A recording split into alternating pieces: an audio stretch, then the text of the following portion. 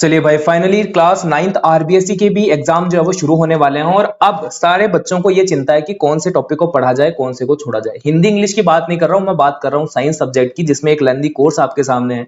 साल भर मस्ती मारी है और अब आप चाहते हो कि कुछ इंपॉर्टेंट टॉपिक्स हमें मिल जाए और वो एग्जाम में आ जाए ताकि हम अच्छा स्कोर कर पाए। तो बेटा वही इंपॉर्टेंट टॉपिक्स पूरे सिलेबस के अंदर से निकाल निकाल करके मैं लेके आया हूं और अगर उनको आप तैयार करके जाओगे तो डेफिनेटली आपको एग्जाम के अंदर अच्छे मार्क्स लाने से कोई नहीं रोक पाएगा। ठीक है, देखिए एक स्ट्रेटजी होती है 80-20 रूल की, जिसमें यह कहा जाता है, ये माना जाता है कि 80% मार्क्स जो है वो आपके सिलेबस के 20% टॉपिक से पूछे जाते हैं, कवर होते हैं। ठीक है, इसका कहने का मतलब ये हो गया कि अगर आप पूरे सिलेबस की बजाय उन इंपॉर्टेंट 20% टॉपिक्स को कवर कर लोगे तो आपका हाई परसेंटेज हो जाएगा कि आप अच्छे नंबर ला पाओ। तो इसी चीज को ध्यान में रखते हुए मैंने कुछ 20% टॉपिक्स पूरे सिलेबस से निकाले हैं और वो 20% टॉपिक्स जो हैं हर एक चैप्टर के, अगर आप उनको करके जाते हो प्रिपेयर, तो डेफिनेटली आपको एग्जाम के अंदर अच्छे मार्क्स स्कोर करने से कोई नहीं रोक पाएगा। तो चलिए सीधा बात करते हैं कि कौन कौन से वो इंपॉर्टेंट टॉपिक्स हैं और किस तरीके से आपको उनको कवर करना है। अभी मैंने जो पूरी पीपीटी बना रखी है वो मैंने चैप्टर वाइज बना रखी है, हर एक चैप्टर के 20% इंपॉर्टेंट टॉपिक्स मेरे पास में है। आज इस पर्टिकुलर वीडियो के अंदर मैं शुरुआत के 4 चैप्टर के बारे में बात करूंगा जो कि केमिस्ट्री सेक्शन के हैं। इसके बाद जो वीडियो आएगी उसके अंदर नेक्स्ट 4 चैप्टर बायोलॉजी के आएंगे और देन अपकमिंग वीडियो आएगी आपके लास्ट 4 चैप्टर्स की, जिसमें हम फिजिक्स की बात कर रहे होंगे। ठीक है, तो उम्मीद करता हूं कि तीनों वीडियो की जो स्क्रिप्ट है मेरी वो आपको समझ में आ गई है और अब सीधा चलते हैं फर्स्ट चैप्टर की ओर, देखते हैं कि कौन कौन से इंपॉर्टेंट टॉपिक तुम्हें पढ़ करके जाने हैं।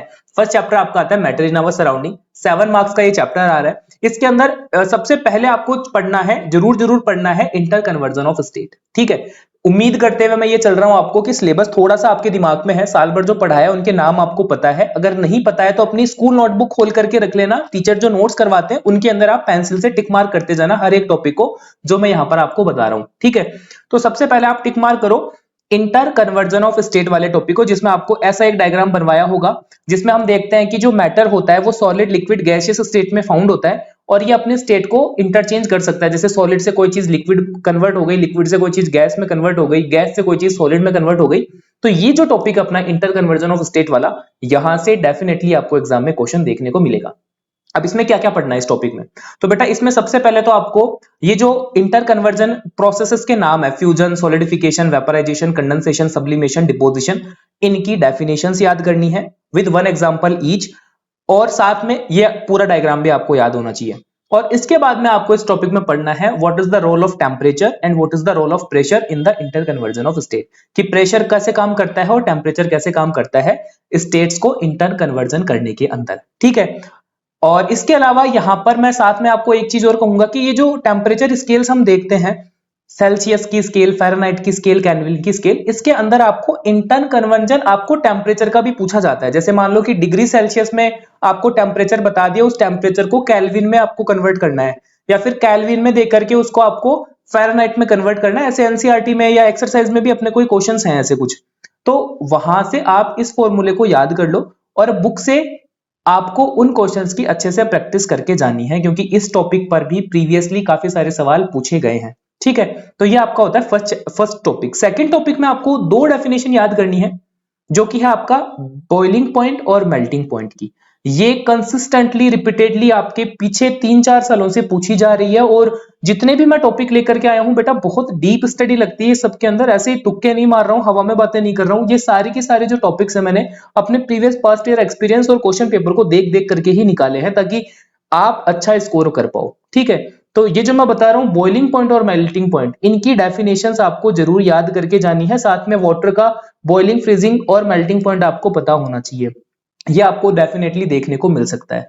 थर्ड टॉपिक की अगर मैं बात करूं तो आता है आपका लेटेंट हीट वाला टॉपिक। याद करो लेटेंट हीट में क्या पढ़ाया गया था। लेटेंट हीट वो हिडन हीट होती है जो स्टेट कन्वर्जन वाले टाइम पर यूटिलाइज होती है, हिडन हीट। और 2 टाइप की लेटेंट हीट है हमारे सिलेबस में, एक है लेटेंट हीट ऑफ फ्यूजन, दूसरी है लेटेंट हीट ऑफ वेपराइजेशन। इसके भी टिक लगा लो नोटबुक के अंदर, डेफिनेटली यहां से भी आपको क्वेश्चन देखने को मिल जाएगा। और जो लास्ट टॉपिक आता है इस चैप्टर का वो है आपका इवोपोरेशन, एकदम एंड में है नोट्स के। तो इवोपोरेशन वाले टॉपिक पर टिक लगाओ। इसमें आपको 2 चीजें करनी है इस टॉपिक में, एक तो डेफिनेशन करनी है इवोपोरेशन की और इसके अंदर है आपके factor affecting evaporation. Total 4 factor होते हैं जिन पर इवोपोरेशन की रेट डिपेंड होती है। ह्यूमिडिटी होता है, टेम्परेचर होता है, विंड स्पीड होती है और सरफेस एरिया होता है। ये चारों यहां पर आपको दिख भी रहे होंगे। तो इन चारों के नाम और इन चारों का रिलेशन जो है रेट ऑफ इवोपोरेशन से, वो आपको कंसेप्ट को अच्छे से समझ करके जाना है, रट करके नहीं जाना है। यहां से भी आपको क्वेश्चन देखने को मिलेगा डेफिनेटली एग्जाम के अंदर, ठीक है। इसके साथ अगर आप कुछ एक्स्ट्रा करना चाह रहे हो तो इवोपोरेशन की डेली लाइफ के कुछ एग्जांपल्स होते हैं, कहां कहां इवोपोरेशन हमें देखने को मिलता है। जैसे जब हम कपड़े सुखाते हैं तो इवोपोरेशन होता है, जैसे कि हम जो अर्थन पोर्ट होता है उसके आउटर सरफेस पर जो वाटर की ड्रॉपलेट्स आती हैं वहां इवोपोरेशन होता है। डेजर्ट कूलर का एक क्वेश्चन आया हुआ था कि डेजर्ट कूलर ठंडी हवा क्यों फेंक पाता है, क्योंकि वहां इवोपोरेशन होता है। तो ऐसे कुछ डेली लाइफ के एग्जांपल देख जाना। ये खत्म होता है आपका फर्स्ट चैप्टर टोटल 4 टॉपिक्स के साथ। अब हम बात करते हैं सेकंड टॉपिक की। सेकंड टॉपिक पर सबसे पहले आते हैं तो बात करते हैं कि 6 मार्क्स का चैप्टर आएगा, is matter around us pure वाला। इसके अंदर सबसे पहले आपको कवर करना है सॉल्यूशन को, सस्पेंशन को और कोलोइडल को। यहां से डेफिनेटली आपका एक क्वेश्चन बनने वाला है एग्जाम, ठीक है। अब इसमें क्या क्या पढ़ना है, सस्पेंशन, सॉल्यूशन, कोलोइडल की सबसे पहले तो आपको डेफिनेशन आनी चाहिए। इसके बाद में इनकी प्रॉपर्टीज हैं, क्वेश्चन प्रॉपर्टीज से बनता है ज्यादातर, ठीक है। तो प्रॉपर्टीज इनकी अच्छे से देख करके जाना, कौन सा स्टेबल होता है, कौन सा अनस्टेबल होता है, कौन टिंडल इफेक्ट शो करता है, कौन टिंडल इफेक्ट शो नहीं करता है, पार्टिकल साइज क्या क्या होती है। इस तरीके से इनकी खूब सारी प्रॉपर्टीज मैंने करवा रखी है नोट्स के अंदर, वो आपको अच्छे से पढ़ करके जानी है। सेकेंड टॉपिक आता है इस चैप्टर का आपका मिक्सचर्स, कि मिक्सचर्स क्या होते हैं। तो ये अनप्योर सब्सटेंस होते हैं जो 2 या 2 से ज्यादा चीजों को मिला करके बनते हैं इन एनी प्रोपोर्शन। उसके बाद में 2 टाइप के मिक्सचर्स हमारे सिलेबस में है, होमोजीनियस और हेट्रोजीनियस। इसमें बेटा आपको इनका डिफरेंस करके जाना है। वर्सेस जहां पर भी मैंने लगा रखा है इस पूरी स्लाइड में, वर्सेस का मतलब है डिफरेंस टेबल। तो यहां पर होमो और हेट्रोजीनस के बीच आपको डिफरेंस टेबल इनकी याद करके जानी है विद एग्जांपल्स, ठीक है। छोटा क्वेश्चन भी आ सकता है और बड़ा क्वेश्चन भी आ सकता है मिक्सचर पे। और जो थर्ड टॉपिक आता है आपका वो आता है कंपाउंड। कंपाउंड में आपको क्या पढ़ना है, कंपाउंड की खुद की डेफिनेशन आपको आनी चाहिए। और क्वेश्चन ये आ सकता है एमसीक्यू टाइप में कि 3-4 आपको ऑप्शन दे देगा नीचे और उसमें से ये बोलेगा कि आइडेंटिफाई द कंपाउंड, इनमें से कंपाउंड ढूंढ करके लिखो। तो आपको कंपाउंड आइडेंटिफाई करना आना चाहिए। कंपाउंड के कुछ एग्जांपल्स याद हो ही जाएंगे, जब आइडेंटिफाई कर लोगे तो एग्जांपल्स याद हो जाएंगे आपको, और इसकी डेफिनेशन आनी चाहिए, ठीक है। 3 टॉपिक ये रहे। और जो फोर्थ टॉपिक है सेकंड चैप्टर का वो है आपको कुछ इंपॉर्टेंट डेफिनेशंस करनी है याद, जैसे कि कंपाउंड की डेफिनेशन हो गई, प्योर सब्सटेंस की डेफिनेशन हो गई, सस्पेंशन की और कोलोइडल की। ये वैसे फोर्थ पॉइंट मैंने प्रीवियसली कवर करवा दिया, पर इनको दोबारा से देख लेना, इनकी डेफिनेशन तो तुम्हें याद करके जानी ही जानी है, ठीक है। और जो लास्ट टॉपिक आता है वो आता है आपका डिफरेंस का। तो एक मेटल नॉन मेटल का भी डिफरेंस हमारे सिलेबस में दे रखा है, उनकी फिजिकल प्रॉपर्टीज, मैलिएबिलिटी, डक्टाइलिटी, सोनोरस, है ना। इसके अलावा आपका हार्ड कौन होते हैं, सॉफ्ट कौन होते हैं, कौन से स्टेट में पाए जाते हैं, melting point, boiling point, electrically good conductor, bad conductor, वो जो पूरी डिफरेंस टेबल है मेटल नॉन मेटल की, वो आप अच्छे से याद कर देना। साथ ही साथ सैचुरेटेड अनसैचुरेटेड के बीच में भी एक डिफरेंस टेबल आपसे पूछी जा सकती है। तो टोटल 3 डिफरेंस टेबल आपको याद करनी है सेकंड चैप्टर में, मेटल नॉन मेटल की, सैचुरेटेड अनसैचुरेटेड की, और इसके अलावा जो मैंने पीछे बताई थी आपको होमोजीनियस हेट्रोजीनियस की, ठीक है। ये आपको टोटल 5 टॉपिक पढ़ने हैं सेकंड चैप्टर से। अब जो बच्चा ये कह रहा है कि सर ये तो काफी ज्यादा हो रहा है, बेटा काफी ज्यादा नहीं है। साल भर तुमने ध्यान नहीं दिया तब तुम्हें पता चलता है कि 9th का साइंस का कोर्स कितना लेंथी है। और ये मान लो कि ये तो मैंने बहुत कम 20% ही किया है, 80% काफी ज्यादा होता है। तो ये उम्मीद मत करना कि थोड़ा सा ही पढ़ लेंगे और काम हो जाएगा, थोड़ा तो पढ़ना पड़ेगा तुम्हें, ठीक है। चलो अब बात करते हैं थर्ड चैप्टर की। थर्ड चैप्टर है हमारा एटम्स एंड मॉलिक्यूल्स, और ये आ रहा है आपके 9 मार्क्स का। अब इसमें सबसे इंपॉर्टेंट जो सबसे पहले जो चीज आती है वो आपको पता होनी चाहिए डाल्टन्स की एटॉमिक थ्योरी, कि डाल्टन ने अपने एटॉमिक थ्योरी में क्या क्या बातें कही थी। इस थ्योरी के 3-4 पॉइंट्स हैं, उन पॉइंट्स को आपको पॉइंट्स फॉर्म में याद ही करना है, पैराग्राफ मत छाप कर आना। अगर क्वेश्चन आ जाए डाल्टन थ्योरी का तो डाल्टन एटॉमिक थ्योरी में आपको पॉइंट वाइज इसके आंसर को अटेम्प्ट करना है। बुक में भी पॉइंट वाइज दे रखा है, मैंने नोट्स में भी पॉइंट वाइज करवा रखा है, आपके जहां से भी आपने टीचर से पढ़ा होगा, जिस भी टीचर से, वो भी लगभग पॉइंट वाइज ही करवाते हैं। तो आपको ये भी आपको अच्छे से याद करनी है पॉइंट वाइज। सेकंड जो टॉपिक आता है वो आपको याद करने हैं लॉज। कौन कौन से लॉ दे रखे हैं थर्ड चैप्टर में, एक तो दे रखा है law of conservation of mass और दूसरा दे रखा है लॉ ऑफ कांस्टेंट प्रोपोर्शन। इन दोनों में भी आपको ये वाला तो बहुत अच्छे से याद होना चाहिए और ये भी आपको याद होना चाहिए। तो ये दोनों स्टेटमेंट है, 2-2 3-3 लाइन के छोटे छोटे स्टेटमेंट है, वो आपको अच्छे से याद करके जाने ही जाने हैं। उसके बाद में पॉलीएटॉमिक आयंस, अच्छा टॉपिक है और हर साल रिपीटेडली इस पे भी क्वेश्चन पूछे गए हैं, तो इस पे भी मैं स्टार मार्क लगा देता हूं कि ये भी आपको पढ़ करके जाना ही जाना है। इसमें क्या क्या पढ़ना है पॉलीएटॉमिक आयंस में, तो सबसे पहले इसकी डेफिनेशन आपको आनी चाहिए विद एग्जांपल्स। और पॉलीएटॉमिक के टाइप्स भी होते हैं, जैसे कैटायन एनायन आयंस के टाइप हैं, तो वैसे इनके एग्जांपल है, टेबल दे रखी है एनसीईआरटी की बुक में, बुक को खोल लेना, उसमें एक बड़ी सी टेबल है, एक तरफ एनायंस है, एक तरफ कैटायंस है और लास्ट वाले कॉलम में पॉलीएटॉमिक आयंस है। उस पूरी टेबल को एक बार अच्छे से देख जाना, ठीक है। फिर चलते हैं हमारे इसी चैप्टर के फोर्थ टॉपिक पर, जो तुम्हें करना है फॉर्मूला फॉर्मेशन। अब ये टॉपिक ऐसा है बेटा कि अगर आपने क्लासरूम में जब पढ़ाया होगा आपको, उस टाइम पर अगर आपने थोड़ा सा ध्यान देकर के समझा था इस चीज को, तो ये बहुत अच्छे से आपको आता है। काफी सिंपल टॉपिक होता है, पर काफी सारे बच्चे इसको हार्ड मानते हैं, पर मैं कह रहा हूं आपको कि ये बहुत आसान टॉपिक है। इसमें आपको नाम दिया हुआ आएगा, उसका फॉर्मूला फॉर्म करना होगा। जैसे दो एग्जांपल मैंने दे भी रखे हैं, जैसे पोटेशियम नाइट्रेट आपको दे दिया जाए तो उसका फॉर्मूला फॉर्मेशन आपको करना होगा। कैल्शियम कार्बोनेट का एक देख जाना, इसके अलावा इनका रिवर्स भी कर जाना। जैसे मान लो कि आपको फॉर्मूला दे दिया जाए और उसका नाम पूछ लिया जाए, तो वो भी चीज आपको आनी चाहिए। और इसमें मैं कहूंगा कि अपने एनसीईआरटी में इंटेक्स्ट क्वेश्चन है इस चीज पर, तो वो इंटेक्स्ट क्वेश्चन सारे के सारे लगा करके जाना इस फॉर्मूला फॉर्मेशन वाले टॉपिक के, ठीक है।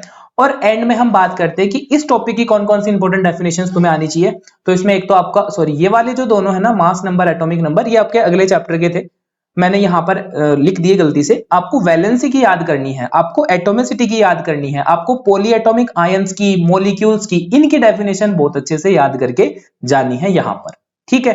तो ये सारे आपके वो टॉपिक्स है जो थर्ड चैप्टर से पूछे जा सकते हैं। अब चलते हैं हम फिफ्थ चैप्टर पे, सॉरी फोर्थ चैप्टर पे, स्ट्रक्चर ऑफ एटम्स।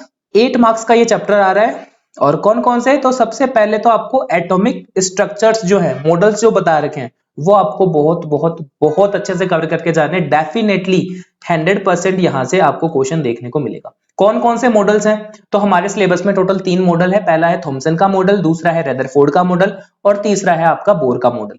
अब तुम कहोगे कि सर ये तो काफी मतलब लगभग चैप्टर ही आपने बता दिया इसमें तो, पर बेटा मैं कह रहा हूं कि यहां से छोटा क्वेश्चन बड़ा क्वेश्चन सब कुछ पूछा जा सकता है। तो इन तीनों मॉडल्स को आपको पढ़ करके जाना है, नोट्स में जाकर के देखना है एक बार नोटबुक खोलकर। बहुत ही कंसाइज तरीके से मैंने नोट्स के अंदर आपको ये चीज करवा रखी है, बहुत ज्यादा नहीं है, मुश्किल से आपको 3 से 4 पेज ही पढ़ना है। इन तीनों टॉपिक का मिला करके बता रहा हूं। और अगर आपको ये ज्यादा मतलब बड़ा लग रहा है, तो आप रदरफोर्ड वाले को अच्छे से करके चले जाना, ठीक है। ये इतना मैं आपके लिए कर सकता हूं। इसके बाद में इसी टॉपिक में आपको failure of Thomson atomic model, क्यों थॉमसन एटॉमिक मॉडल क्यों फेल हुआ, उसकी क्या क्या लिमिटेशंस थी, 2 लिमिटेशंस है मेनली, तो वो आपको पॉइंट में याद होनी चाहिए। और इसके अलावा रदरफोर्ड मॉडल की क्या क्या ड्रॉबैक्स थी, ड्रॉबैक्स के नाम से भी क्वेश्चन आ सकता है, लिमिटेशन के नाम से भी क्वेश्चन आ सकता है, दोनों का मतलब एक ही होता है। तो रदरफोर्ड के मॉडल में कौन कौन सी कमियां थी और आपके बोर के मॉडल में, ये आपके थॉमसन के मॉडल में कौन कौन सी कमियां थी, ये आपको अच्छे से याद करके जाने। 2-2 3-3 पॉइंट्स हैं नोट्स में इसके, बहुत अच्छे से आपको ये याद करके जाने हैं। चलिए ठीक है, समझ में आ रहा है इतना। अब चलते हैं और क्या है इस चैप्टर में। तो एक आपका आता है ऑर्बिटल थ्योरी। ऑर्बिटल थ्योरी में क्या क्या आएगा, जैसे एक आपको अरेंजमेंट ऑफ इलेक्ट्रॉन्स आना चाहिए कि इलेक्ट्रॉन्स जो होते हैं वो डिफरेंट डिफरेंट शेल्स के अंदर किस तरीके से अरेंज किए जाते हैं। ध्यान, अगर मान लो आपने ध्यान से पढ़ा इस टॉपिक को, तो आपको याद आ रहा होगा कि K shell, M shell, L shell, इस तरीके से शेल्स होते हैं जो बोर का जो मॉडल है उसके अकॉर्डिंग, और उन अलग अलग शेल्स के अंदर नंबर ऑफ इलेक्ट्रॉन्स अलग अलग तरीके से जजा जाते हैं, जैसे 2,8,18 इस तरीके से। तो वो वाली चीज आपको आनी चाहिए कि इलेक्ट्रॉन्स को अरेंज कैसे करते हैं। इसके बाद में ऑक्टेट रूल, डुप्लेट रूल है, ये मैंने नोट्स में अच्छे से करवा रखे हैं, छोटी छोटी थ्योरी है इनके, वो आपको याद करके जानी। कुछ बुक्स में बोर एंड बुरे स्कीम के नाम से भी आपको करवाते हैं, तो आपके नोट्स में देख लेना, स्कूल नोट्स में आपको किस नाम से टीचर ने करवा रखा है। और इसके अलावा एक डॉट डायग्राम जो है वो आपको बनाने आने चाहिए, ठीक है। अलग अलग एलिमेंट्स के डॉट डायग्राम्स किस तरीके से बनाए जाते हैं। साथ में ये जो आप यहाँ पर डायग्राम देख रहे हो, ठीक है, ये वाला डायग्राम आपको याद करके जाना है, ये भी बनवाने को आ सकता है। और लास्ट में अगर मैं बात करूं कि इस चैप्टर की कौन कौन सी इंपॉर्टेंट डेफिनेशंस आएंगी, तो वो आएगी बेटा आपका आइसोटोप्स, आइसोबार्स, एटॉमिक नंबर और मास नंबर। और यहां पर मैं लिख देता हूं विद एग्जांपल, इनका एग्जांपल बहुत अच्छे से याद करके जाना, स्पेशली आपका आइसोटोप का और आइसोबार का, ठीक है। ये इंपॉर्टेंट डेफिनेशन इस चैप्टर की है। तो उम्मीद करता हूं कि जो जो इंपॉर्टेंट टॉपिक्स शुरुआत के 4 चैप्टर्स के थे वो आपने बहुत अच्छे से समझे हैं और नोटबुक में अपने टिक लगा लिए। नहीं टिक लगाए हैं तो इस पूरी क्लास का मतलब जो वीडियो मैंने दिखाई है तुम्हें, इस पूरे का आप नीचे डाउनलोड कर सकते हो। डिस्क्रिप्शन में जाने के बाद में एक पीडीएफ फाइल मैंने अटैच करी है, जिसमें आपको पूरा सिलेबस इस तरीके से जैसे मैंने समझा रखा है वो वहां पर आपको दे रखा है। तो वहां से एक बार जाकर के उसको चेक कर लो आराम से, और हर एक इंपॉर्टेंट टॉपिक के टिक लगा लो और उनको आपको पढ़ करके जाना है, ठीक है। चलिए, तो ये बात होती है हमारे शुरुआत के 4 चैप्टर की। अब अगले जो 4 चैप्टर्स होंगे वो आएंगे बायोलॉजी के पर, उनकी बात हम करेंगे अपकमिंग वीडियो के अंदर। तो उम्मीद करता हूं कि इस टॉपिक को, इतने टॉपिक को समझने के बाद में आपको ये पता चल गया होगा कि शुरुआत के 4 चैप्टर में तुम्हें क्या क्या पढ़ना है। अगले 4 चैप्टर को देखने के लिए चैनल को आप सब्सक्राइब कर सकते हो, अपने फ्रेंड्स के साथ में शेयर कर सकते हो और अगली वीडियो तक वेट कर सकते हो। मिलता हूं आपको नेक्स्ट वीडियो के अंदर नेक्स्ट 4 चैप्टर्स के इंपॉर्टेंट टॉपिक्स के साथ।